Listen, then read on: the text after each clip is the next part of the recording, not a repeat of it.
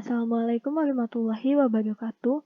Halo semuanya, kembali lagi di video persiapan kompetisi Sains Nasional KSN 2021 bidang astronomi. Nah, pada video kali ini saya akan membahas soal-soal astronomi. Nah, soalnya saya ambil dari OSN Astronomi tingkat Kokap tahun 2005. Yang pertama yaitu nomor 28.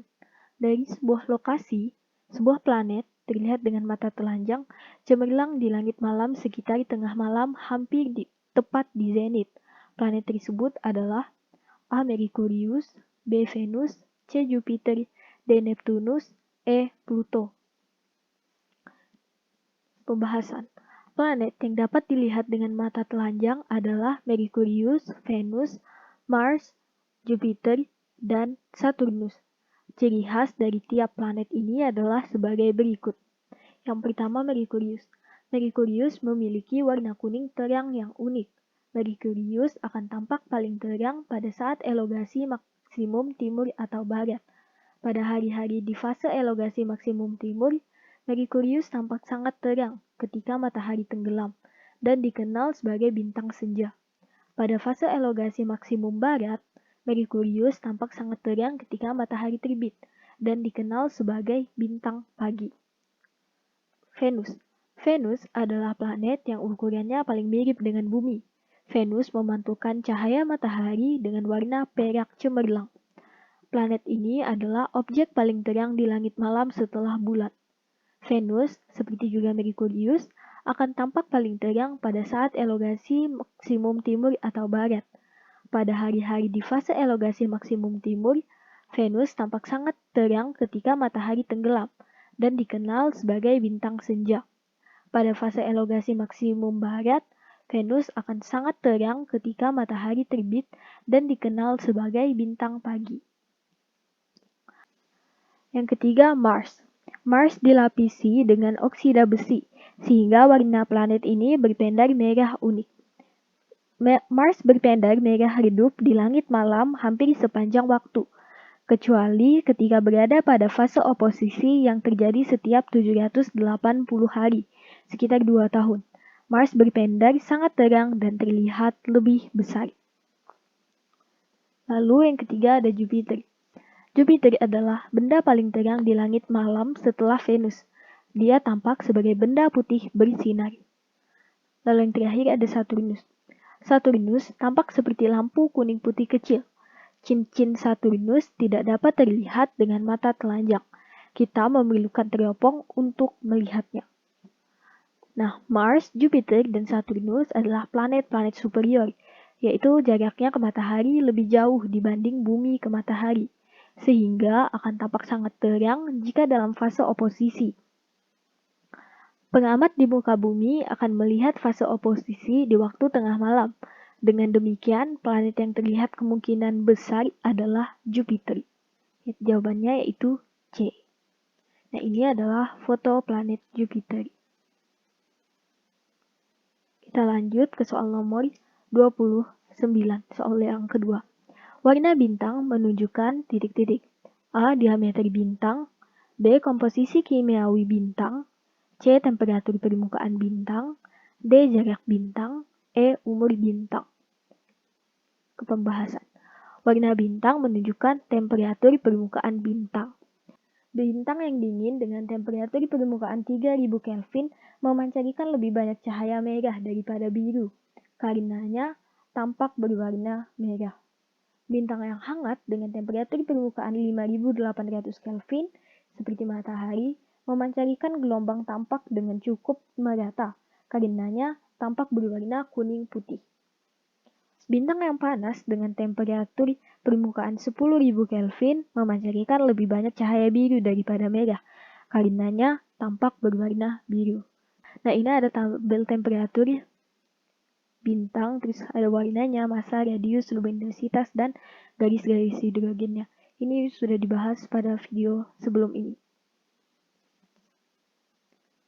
Lalu kita lanjut lagi ke nomor 3 atau 34. Di soalnya 34. Di seluruh permukaan bulan selalu dapat disaksikan titik-titik. A. Lebih banyak badai meteor dibanding badai meteor di bumi. B. Penampakan planet bumi dan matahari. C. Citra bintang yang lebih kecil dan tidak berkelip. D. Fenomena pergantian siang malam seperti di planet bumi sebanyak 365 atau 366 kali dalam setahun. E. Jawaban A, B, C, D salah. Oke, kita masuk ke pembahasannya. Kita dapat menganalisis setiap pernyataan di atas sebagai berikut. Di seluruh permukaan bulan selalu dapat disaksikan. Yang pertama A. Lebih banyak badai meteor dibanding badai meteor di bumi. Hal ini salah. Pernyataan yang benar adalah banyaknya badai meteor di bulan sama dengan di bumi. Namun, karena bumi diliputi oleh atmosfer, maka meteor yang menghujani bumi akan terbakar habis di atmosfer, dan hanya sebagian kecil yang dapat mencapai permukaan bumi. Tetapi di bulan, karena tidak ada atmosfer, maka badai meteor akan langsung sampai di permukaannya sehingga timbul bekas kawah. Lalu pernyataan yang kedua, yaitu penampakan planet bumi dan matahari. Ini salah. Pernyataan yang benar adalah pengamat di belahan bulan yang membelakangi bumi tidak akan pernah melihat bumi, karena kecepatan rotasi bulan sama dengan kecepatan revolusinya mengelilingi bumi. Lalu pernyataan yang ketiga, C. Citra bintang yang lebih kecil dan tidak berkelip.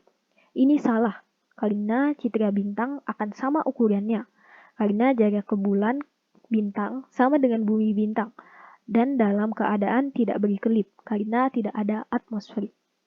Lalu pernyataan yang keempat yaitu fenomena pergantian siang malam seperti di bumi sebanyak 365 atau 366 kali dalam setahun.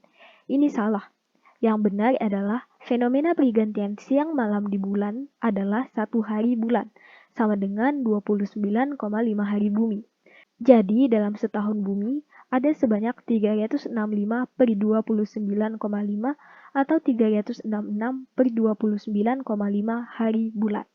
Nah, jadi keempat pilihan jawaban di atas adalah salah. Nah, pilihan yang benar adalah E, yaitu jawaban A, B, C, dan D salah. Nah, lalu kita masuk ke soal yang keempat. Soal yang terakhir kita bahas hari ini. Nomor 37. Banyaknya bintik matahari menunjukkan A. Keaktifan matahari, sehingga zat bermuatan terlempar keluar. B. Mulai melemahnya daya matahari. C. Sudah saat matahari berevolusi menjadi bintang raksasa. D. Menjelang kehabisan bahan bakar nuklir. Atau E. Gempa dan letupan di matahari. Lalu kita masuk ke pembahasannya. Bintik matahari atau sunspot adalah fenomena terjadinya badai magnetik di permukaan matahari, sehingga pada daerah tersebut temperaturnya lebih rendah. Akibatnya adalah daerah tersebut lebih gelap dari sekitarnya.